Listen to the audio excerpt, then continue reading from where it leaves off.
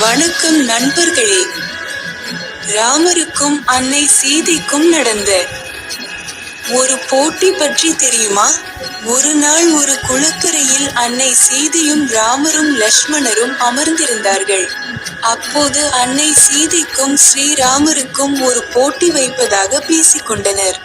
அதற்கு இருவரும் ஒத்துக்கொண்டபடி ஒரு எல்லையை முடிவு செய்து, அந்த குளத்தின் எல்லையை யார் முதலில் சென்றடைகிறார்கள் அவரே வெற்றி பெற்றவர்கள் என்று லக்ஷ்மணர் கூறினார். சரி என்று ஸ்ரீராமரும் அன்னை சீதையும் களத்தில் இறங்கினர்.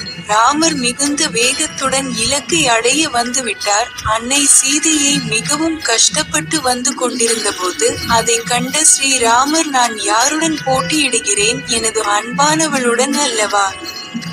ஒரு அசுரனை வெல்லும் வேகத்தில் அல்லவா சென்று கொண்டுள்ளேன் என்று நினைத்து ஆற்றினுள் கலைத்தது போல் சிறிது நேரம் அப்படியே நின்றார். அன்னை இதுதான் வாய்ப்பு என்று எண்ணி மின்னல் வேகத்தில் இலக்கை அடைந்தார். அதை கண்டு மகிழ்ந்த ராமர் அமைதியாக இருந்தார். அதை கண்ட லக்ஷ்மணரும் சீதையும் சேர்ந்து கொண்டு ராமரை கேலி செய்தனர். இருப்பினும் ராமர் அன்னை சீதையின் முகத்தில் தெரிந்த சந்தோஷத்தை கண்டு அந்த வென்ற ஆனந்தம் சீதையின் முகத்தில் பிரகாசித்தது. அதை கண்ட ராமர் மகிழ்ந்தார். எவ்வளவு அன்பு பார்த்தீர்களா? ராமர் இல்லாமல் சீதை இல்லை, சீதை இல்லாமல் ராமர் இல்லை. இதுவே இருவருக்கும் இடையிலும் இருக்கும் அன்பு. மனைவிக்காக விட்டு கொடுப்பதே ஆனந்தம். ஜெய சீதாராம். இந்த கதை பிடித்திருந்தால் லைக் செய்யுங்கள். மிகவும் பிடித்திருந்தால் சப்ஸ்கிரைப் செய்யுங்கள். ராமர் சீதையை பிடித்திருந்தால் சீதாராம் என்று கமெண்ட் செய்யுங்கள். நன்றி வணக்கம். உங்கள் ஆதரவை